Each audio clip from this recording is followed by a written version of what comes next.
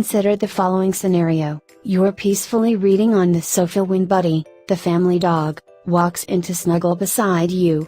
But when you absent-mindedly pat him on the head, something feels sticky, and it's not a cold, wet nose. It's ketchup all over Buddy. Devin. You yell in the general direction of your 6-year-old. What?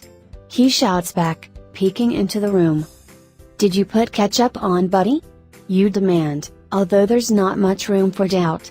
Buddy is a smart dog, but he can't open ketchup bottles. No, Devin responds in his most innocent voice.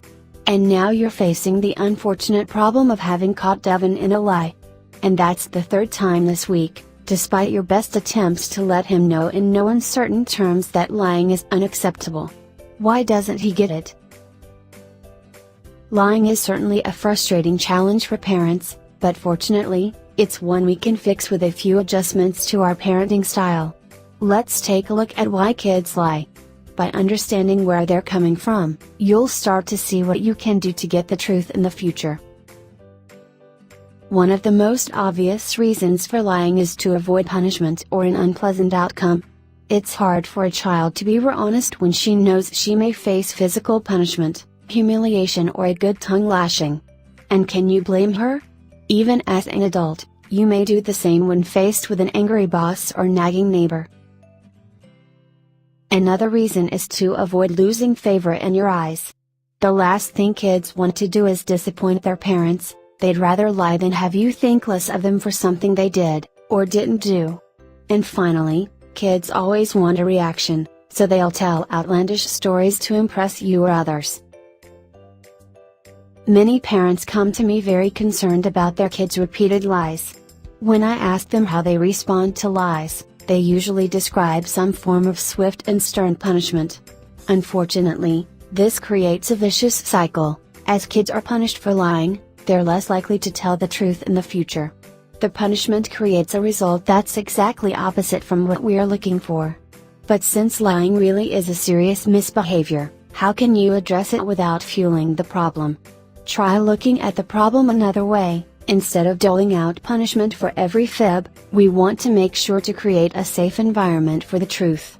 Here are 7 ways to do that. 7 ways to create a safe environment for the truth. 1. Be aware of how you respond to misbehavior in general.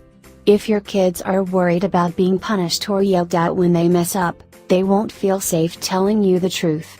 Practice using your calm voice, although it can be hard at times, and focus on solutions that will solve the problem instead of assigning blame. 2. Allow your child to save face. Don't give your child the opportunity to fib by asking questions to which you already know the answer. For example, instead of asking, "Did you finish your homework?" try, "What are your plans for finishing your homework?" If your child hasn't completed his homework, he can save face by focusing on a plan of action rather than inventing a story. 3. Focus on the feeling. When your child is being dishonest, try to understand what made him feel that he couldn't be honest with you.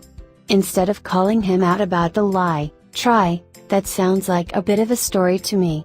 You must have felt afraid to tell me the truth. Let's talk about that." You'll get the honesty you're looking for, as well as information that may help you foster the truth in the future. 4. Acknowledge and appreciate honesty. Express encouragement when your kids tell the truth. "That must have been difficult for you to tell me what really happened. I admire your courage for telling the truth. You are really growing up." 5. Celebrate mistakes. Think of mistakes as a way to learn to make better choices in the future. If kids know that you won't be angry or disappointed when they mess up, they'll be more likely to share honestly. To respond, simply say something like, "That's a great opportunity to learn for the future. If you could have a do-over, what would you do differently?" If your child's actions negatively affected another person, ask what needs to be done to make it right with the injured party. 6. Reinforce unconditional love. Make sure your kids know that while you sometimes don't like their behavior, There isn't anything they could possibly do that would change your love for them. 7. Watch your white lies. Remember that young ears and eyes are always tuned in. Whether you're failing to correct the barista who gives you too much change or making up a story about why you can't volunteer at the school fundraiser, remember your actions set the example for acceptable behavior.